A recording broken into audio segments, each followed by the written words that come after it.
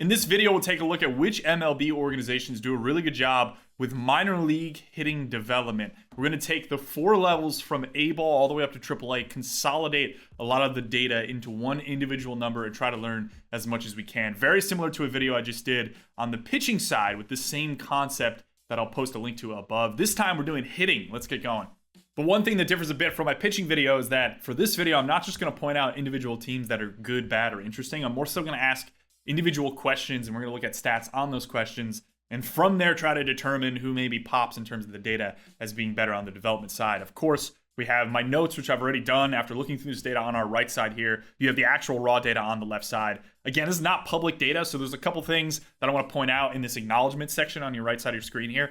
xwOBA is going to differ. I know I'm starting at the bottom here. xwOBA is basically an expected statistic looking at batted ball quality, which you expect results to be, how that contributes to offensive production, to run scoring. It differs from org to org based on the weights they're putting on individual batted ball outcomes, etc.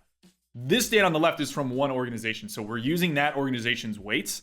I'm not going to point out which org that is, but I do think that there is some nuance. So if you're from an org and you're looking at this and you notice that your team is lower or higher, I'd actually be interested in getting a DM, because I have run into instances last year where I had some issues on teams going, I'm higher up, or I have us higher up. And that's the funny part, is I often heard people saying that they were higher up, and I don't know, maybe everyone's training to their own xwOBA. Maybe that's a whole nother video. But anyways, these are marginal differences on some statistics. There's really no other way to do this as opposed to aggregating everything together and drawing assessments and assumptions from that overall. So it might miss some nuance because of that. There's also no league adjustment here. So some parks and league environments are different.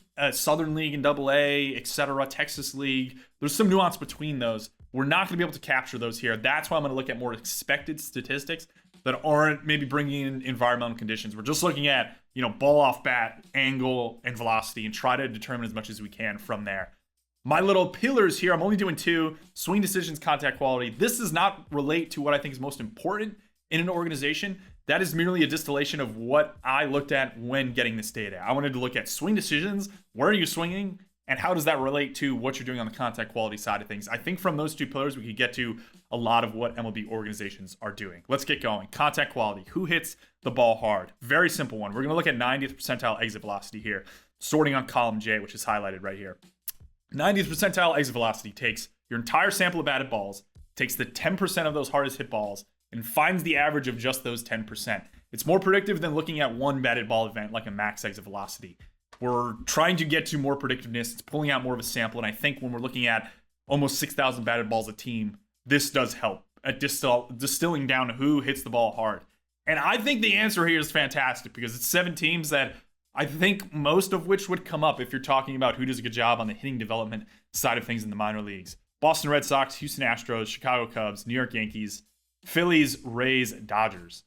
You might be able to end the video right there if you're looking at who does a good job in the minor leagues of hitting the ball hard and developing hitters.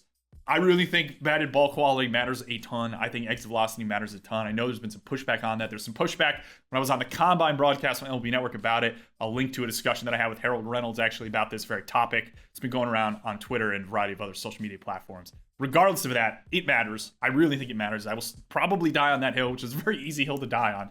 So who hits the ball hard? That gets at probably some sample of the top teams in baseball at hitting development. How about hitting the ball in the air? We're going to go fly ball right here, sort off column L. And you get a different batch of teams. One thing I would say is, as we go through this, you'll see I just have teams written down under questions. Try to notice where teams are popping on multiple questions. And that, I think, might give an answer of like what that fingerprint of that org is from a hitting development side of things. Who hits the ball in the air? Dodgers, Orioles, Padres, Mariners, Royals, Guardians are interesting, and the New York Yankees. So you see some similarities here, right? What are the 2 teams that jump from the who hits the ball hard, who hits the ball in the air? Yankees and Dodgers. Not surprising. They also jumped out on the pitching side to some extent when we were talking about them. The Dodgers just do a great job at everything.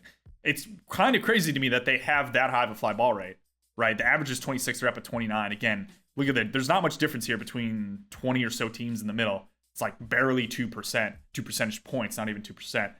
Whereas the Dodgers are jumping on both these. The problem that it's difficult on this stuff with hit ball hard in air is that on ground generally results in harder exit velocity. So the team that can lift the ball and hit it hard is doing something right in terms of teaching or identifying or developing hitters. Dodgers, Yankees jumping out, as I wrote down here, worth noting. Yeah, for sure. Dodgers, Yankees jump out. Who's expected to have good results? Now we're going to jump to that xwOBA stat that I mentioned. We're sorting off column N right here, and we'll take a peek at the top teams or so, which, yeah, again, that checks out. We're not surprised, right? There's some backup here based on who hits the ball hard, who hits the ball in the air. xwOBA is bringing in some discipline statistics as well, but ball hard, in air, these are your results. Mariners, number 1, they were really high up there last year. I remember talking about them, too. They weren't that high up, or I think they were more average on who hits the ball hard. They are lifting the ball a lot. So I like that combination. Again, we talked about the Dodgers, Yankees. The Astros are the team that hits the ball hard, decent discipline. Toronto's not a team on these other two, but they are running into good results. Again, our average here is like 341, and that's been pretty stable year over year after looking at 2023's data. So again, Toronto, not a massive deviation, 10 points above the average, but yeah, again, it's not that difficult, I think, to point out some of the better teams here. We do run in some interesting teams, right? Like Colorado, San Diego, Oakland.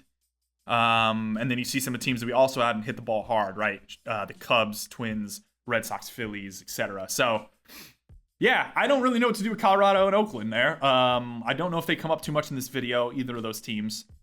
Maybe they're more average. Great that they're getting good results. We'll kind of see how that changes over time. Both those teams, I think, are considered in the bottom half, maybe bottom third player development in baseball. So perhaps some encouragement on both those teams. That's our contact quality. Let's jump to swing decisions now. Now we're going to focus back on these couple columns. We're looking at contact rate. Z-con is zone contact rate. Swing miss, how much are you swinging and missing? Zone swing, targeting off where your swings are, most likely. Higher zone rate, probably better. You're going to do damage there. Chase, how much you're swinging outside of the zone. Let's go who makes in-zone contact. And we will sort off column C. And we'll see that the Brewers, Cardinals, Rockies, okay, so maybe that's some reasoning as to why they were on the xwOBA side of things. Diamondbacks, Guardians. Very different crop of teams here, right? We really didn't have any of the teams up here that are now in this first question in relation to swing decisions. So, I don't know. That's an interesting thought, right? Like, maybe these teams just value swing decisions a little more than the batted ball quality side. I'm going to lean towards valuing the batted ball quality side more, especially because I wouldn't say that any of these teams really jump out as being great on the player development side of things on the hitting side, just from anecdotes. Again, the Guardians are interesting, ball in air and also good zone contact, but don't really pop on the exit velocity side. They, for a while, the Guardians have always been thought of as that team that really values contact hitters. If you look at their outfield a couple years ago, it was Tyler Freeman. There's a lefty I'm forgetting, Stephen Kwan too. You know, they didn't really push power, and now their stadium is pushing balls out to right field, so maybe they're in a good spot. Overall, just get these contact quality guys who can lift the ball to the bull side and let it fly out of their stadium. Why not? Doesn't whiff. We run into similar situations here, which I think makes sense to some extent. If you're making contact, you're probably not going to whiff a lot. You see the Guardians again, the Brewers, and the Cardinals, so we have some duplicates there. There's probably a strong correlation between those two. Who does whiff? Now we're getting some teams we haven't talked about. Cincinnati, Pittsburgh, Anaheim, two NL Central teams, and the Angels. Yeah, that's not great. I don't really know if there's any situations in which swinging and missing is good. I think there may be some small swing-miss correlation to exit velocity. I think we've seen that on some graphs that are thrown around on the public side. So you probably have to trade one for the other. But again, because we don't see a lot of, I guess you see the Rays here, Yankees up here too. So again, those margins are small. Like all these teams are grouped around the average, I would say, right? This 2% interval between 25% and 27%. Then you start to get, I don't want to say unicorns, but the teams that stand out a little more. So, interesting there. It's not good to be high on the whiff side of things. If you are on the whiff side of things, then you got to be hitting the ball hard, I think, to justify that. We don't see that with these three teams overall. Who does chase? Now column F. Let's sort that and take a look. Cincinnati, Colorado. Again, we're getting a duplicate here. Who whiffs and chases? Cincinnati maybe having some discipline problems zone-wise organizationally. Colorado, interesting. They make a lot of zone contact, but also chase, which, again, to me, suggests pure aggression. And we'll see that same thing with Anaheim and St. Louis. St. Louis jumps on in-zone contact, doesn't whiff, but chase. To me, and I mentioned this in last year's video, I believe it was the Marlins and the Cardinals were two teams that were just very much swing at everything and make contact. And as a result of that, they popped on some of these various statistics because the pitching in the minor leagues is very strong. to the point where maybe they're just trying to push hitters to put bat on ball and see where things go off that. DBacks are a team we're going to hit on later. They're weird to me overall.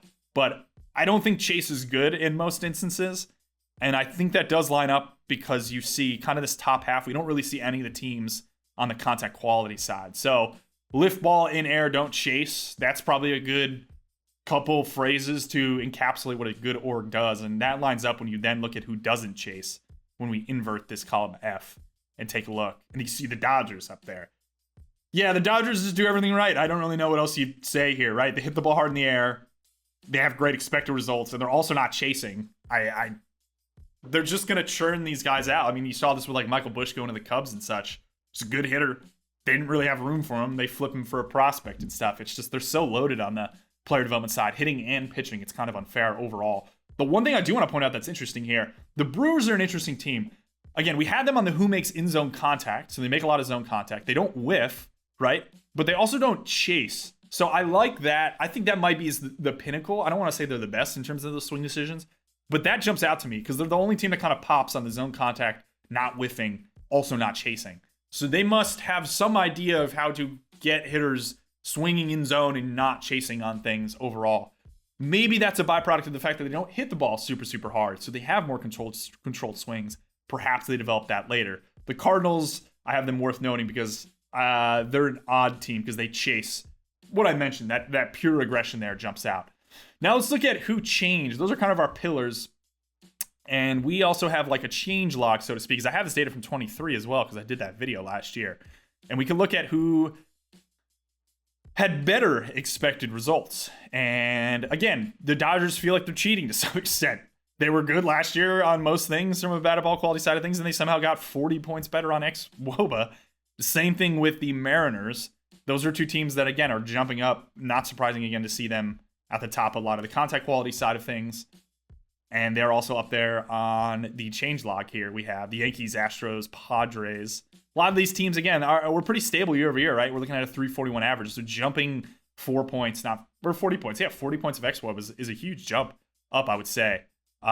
Pretty impressive. So the Dodgers actually were below average xwOBA team last year. So maybe I was pumping them a little too much in that video from last season, but maybe that was just a pure correction because I remember them being hard on that batted ball side of things. I know I'm talking a lot of Dodgers here. In player development videos, that's going to happen because they're pretty good. Worse than expected results. Now we'll transition maybe into the more grim part of this video where we talk about some teams that I'm confused by overall. Most of these teams are ones that we will now hit on in slightly more detail. I know I'm doing more negative stuff here, but I find that more interesting to some extent on the hitting side than the positive stuff because the positive stuff is, again, just kind of simple. Hit the ball hard, hit it in the air, don't chase, and you get your good teams. Worse expected results year over year. So who decreased in terms of raw performance? Marlins down, Atlanta down, Anaheim down, Washington down, Pittsburgh down, Arizona down. Yeah, let's talk about a few of these teams. The Diamondbacks are confusing. What I'm going to jump to now is just a tab that's very similar to what we were looking at, right? Exact same thing overall, but there's a couple teams highlighted that we'll close out this video with. Diamondbacks first. Weird team. Confusing to me. I don't really know what's going on here. I'm going to call them the ground ball kings because they jump when you sort based on fly ball, right? Look at this, right? Fly ball, right? Inverted. So we're looking at, let's go back up here and invert this. Let's go this way. Good. They don't hit a lot of fly balls. When you sort based on ground ball, they hit a lot of ground balls. They make a lot of contact in the zone. We'll highlight that off, right? Top 4 contact in zone. They don't have... I know I'm not touching on max of EV at all. No, that's wrong. Delete that out. Edit. Live edit there. My bad. They have a ball 117. I don't know why I said they don't have a ball 112. Not good. A lot of zone contact. And their net results are average here. So then when you look at the xwOBA overall, right, they pop right in the middle. So they're getting to average results in a way that seems odd to me because it's a lot of ground ball contact. I don't necessarily think this is good. Like, you could say that the results are average and therefore they're average on the dev side, but I wonder what they're doing philosophically to put balls on the ground so much and not lift. Maybe that's a push on the contact side of things, but I don't know. Like, you look at it, we were pointing out Milwaukee. Let's see where Milwaukee is on fly balls. Yeah, so they are low on fly balls too. So that might just be a correlation to teams that make a decent amount of contact. I know I didn't mention that because I like Milwaukee in terms of swing decisions, right? The decisions they make on swinging. It's just that I get the idea that maybe flatter swings that induce more ground balls and less fly balls are those that make more contact. So now you run into that pendulum balance of like, do we push towards the elevated fly balls that are hit hard and accept some swing miss? Or do we go towards this side where it's like more contact, flatter swings, ball on ground? Don't know how that projects. Milwaukee's doing a good job, I think, with like Frelick and some other names in there. So I wouldn't say they're bad per se in some of these individual numbers and stuff, but I know I deviated from the DBacks, but kind of interested in this and whether this long-term is actually a good strategy or a bad strategy. Maybe it's something I'll get thoughts on in the comments from you guys. But yeah, DBacks are weird. I'll call them ground ball kings. You could also even put the Brewers in there based on what we talked about in this video. Pirates, zone problems. Yeah, this is a weird one. So they have a low contact rate. The yellow, watch this yellow line here, right? Let's go up to the top. Lowest contact rate. Lowest zone contact. Not good. Their 90th EV looks fine. If you sort that off, right? That's top 10-ish. Second highest on swing miss, which is confusing. And then they have average chase. So I don't really know here. This is a weird one, right? Not making a lot of contact. They're hitting the ball hardish. This to me feels like they have in-zone problems. And I know I'm making like a big leap there for an organization as a whole based off a couple numbers, but they jump out relative, I think, to other teams. And their net results aren't great. So I don't know what's going on there. I don't know a lot. You know what I mean? But again, I'm the guy that's going to point out interesting things. And they're interesting to me, and not in a particularly strong way. We heard some critiques of them last year. I believe that was a Ken Rosenthal piece in The Athletic regarding Brian Hayes kind of using a hitting coach that was more modern, and then the Pirates letting him go, and Cabran getting a little better, and then he's been fine this year, not great. But I wonder what they're teaching or what their philosophy and structures are that is causing these issues from a contact standpoint, despite good EVs. So this is probably like, it's almost like the Pirates are trying to be like some of these teams we mentioned earlier where they're hitting the ball hard and such. They're just not running into great contact numbers. So there must be something from a path standpoint that they're preaching, perhaps, that's incorrect. So again, there's very few absolutes in hitting, but I think making good contact in the zone, not chasing, hitting the ball hard, are a good way to drill into what is positive. The Braves continue to be perennially confusing to me on everything from the pitching to the hitting side. This is our red line right here. They have the third lowest 90th EV, so they don't hit the ball hard, which you can see because they're down here, 102. They don't have good results, which is here, right? Second worst results. But their discipline is solid, right? They make some contact. Where's zone swing? Zone swing, excuse me. Yep, see, high zone swing alongside Arizona. Average swing miss, so they're not really chasing or anything, right around average.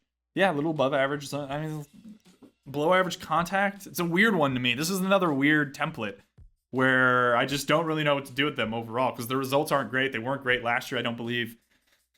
It's just a contrast from the pitching side where the results are really good, but nothing really stands out. And they continue to be a weirder team to me in terms of what they do on the development side. I don't really know what to think of them. They feel like a black box. We don't really hear too much reporting with them. I don't think they're mentioned almost ever in terms of who are the best developmental orgs in baseball, and yet they produce hitters. Like Matt Olson, Austin Riley, Acuna looks good. You know, Schwellenbach, I think the major league level on the pitching side looks good. Fried, Strider. They're an odd team to me. They will perennially be odd. I don't really know what to think of them, but I wanted to point out that they don't really hit the ball hard. They have bad results. They seem to be doing some reasonable things on the swing decision side of things, but the results just kind of aren't there on the aggregate. So we'll see how that organization develops over the years. Maybe they're past their window in their prime. They're not looking that great this year. So yeah, this is a fun video for me to do. It's good to just kind of get a bearing on who might be the better teams on the hitting development side. If you have questions about a team that you like, let me know. I could hop in the comments and talk. Hope you enjoyed this video. If you're interested in checking out my MLB Combine stuff I did in MLB Network, I'll have a link, private link. You can only access it through the link just because it's not my footage, obviously. It's from the MLB Network. You can take a look at me rambling about high school prospects for 15 minutes. It's fun. It's cool. I was with Jim Callis. It was a blast. I'm hyped for the draft. I will have a draft pitching video coming out probably in a week or two on some of the top arms and digging into their data. So I hope you enjoy this video. Thanks as always for watching and take care.